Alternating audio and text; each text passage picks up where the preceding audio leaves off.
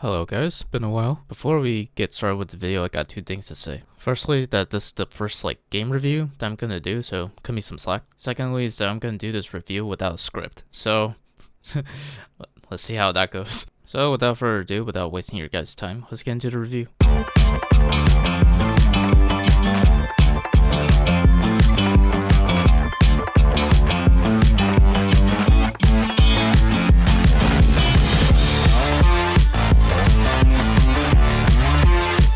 So at the time of recording this, which is like a day before I just finished the game, I finished playing Haste Broken Worlds. I'll say right now, pretty good. Pretty good. Yeah, pretty good. And today I'll just be talking about three topics, which is gameplay, story, and soundtrack. So let's just get into it.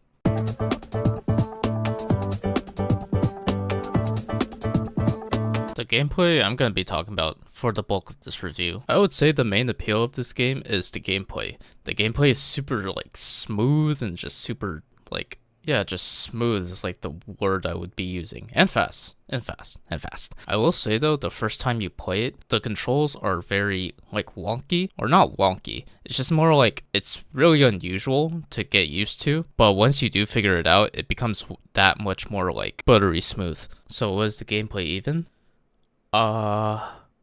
Think of Sonic in Temple Run or Subway Surfers with momentum-based movement. That's basically what this game is. Oh yeah, and it's a roguelike. I forgot to mention that. It's a roguelike. But the roguelike gameplay only happens when you beat the level. It'll give you a kind of a skill tree almost, but routes you can take for the next level you can do. There are items as well that affect the gameplay. And in the roguelike elements of the game, there are healing spots, question marks, and hard levels.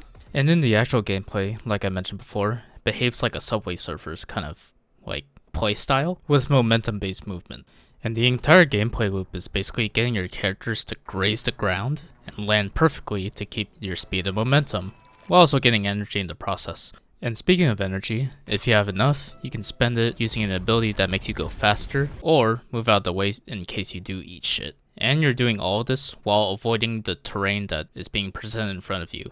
And it's procedural, by the way, the entire map. Every map in Haste is procedurally generated, randomly. So whenever you go to a, let's say a different map or a different, zone, it's always going to be something different. But yeah, overall the gameplay is really smooth and really satisfying to play. So, satisfying out of 10.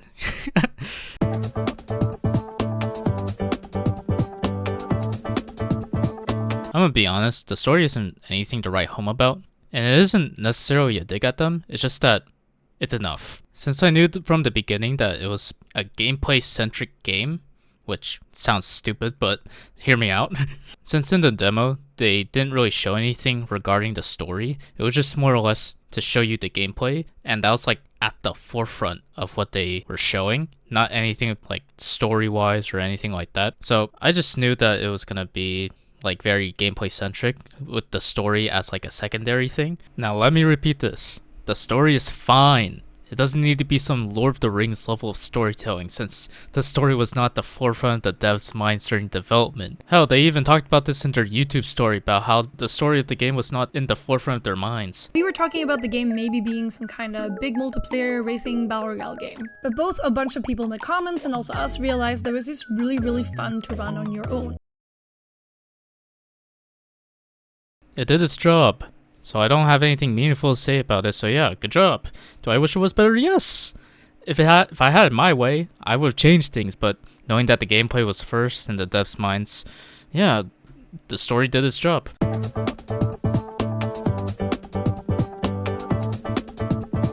Oh, the soundtrack. Where do I even begin with the soundtrack? It's so good. You know what?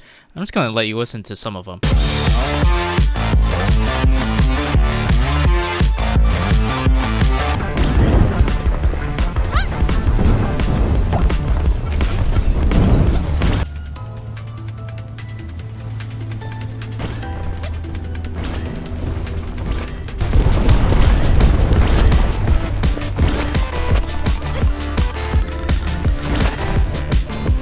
Oh hey, welcome back.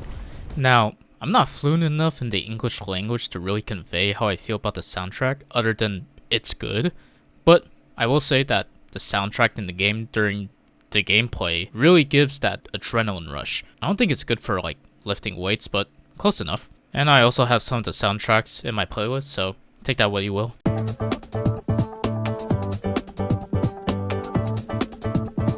Okay, let's now talk about some of my critiques on the game. Yeah, this will definitely not be the most replayed, you know? And this is my only critique for the game, but there's not a lot of variety. It's the same 3 bosses in all 10 shards. Well, excluding the final boss, but yeah, you get my point. You only have 4 abilities, and there's basically just 3 settings, which is grass, sand, and snow, which, I mean, not that much. I guess what I'm trying to say, to put it more simply, is just add more stuff. Add more stuff. There's not really a whole lot to see, I guess, or to use. Like, take for example the 4 abilities. You have a hoverboard, a grapple, wings, and the hourglass, which is the best one. Don't at me. Like, 4 abilities just seems so little for such a complicated movement system. Like, just add more. Just add more. Make the captain or the dude in green, the elf dude, give you an ability or something. Okay, I'm gonna go on the side tangent for a little bit, but the hourglass, right? With this ability, right? If you left click, you can slow down time. When you keep on holding down left click, there's a meter that fills up when you're holding down left click. And when you hold it on for long enough and you release left click, you fucking go soaring. You go soaring to the skies for like however long the map is. And so there's these 2 items, right? Or a few items when you are playing the game. All of them are related to energy, but I'll talk about this one. This one is a cooldown item. So it basically means that for every 2 seconds, I get 10% energy. Every 2 seconds, and this ability can stack on one another.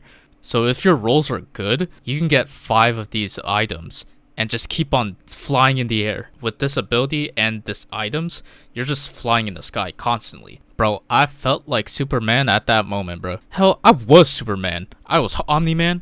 I was Homelander. I was literally everybody that can fly in fiction. I was them. I was him. I was, you know, actually, no, I wouldn't be him since I'm a girl in this game, but you get my point. Alright, sorry for the tangent, but to bring it back to the topic, yeah, just have more variety, and if you can do that, good game, good game.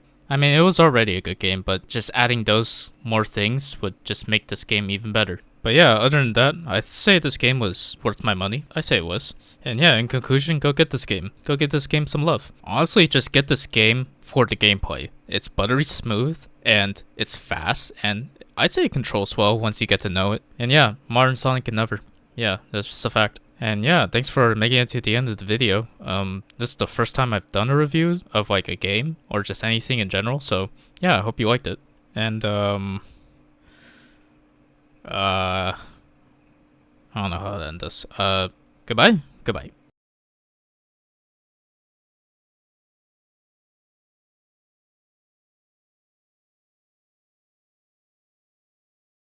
Oh yeah, something I forgot to mention in the original recording. This game should have taunts. I'm just gonna say right now, this game should have taunts.